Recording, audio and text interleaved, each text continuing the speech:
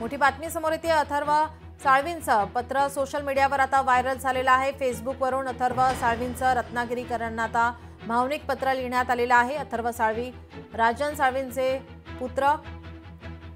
या ठिकाणी त्यांनी रत्नागिरीकरांना भावनिक असं पत्र लिहिलेलं आहे। नेतृत्व सोडत आहे पण लोकांची सेवा, तुमच्यासाठी धडपड आणि तुमच्या कामासाठी धावपळ कधीच सोडणार नाही।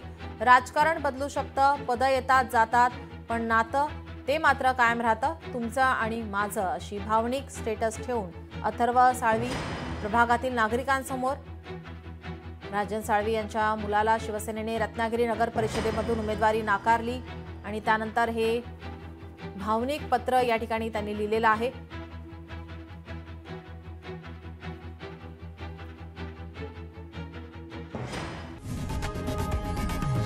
लोकशाही मराठी ऐका, पहा, जागरूक रहा।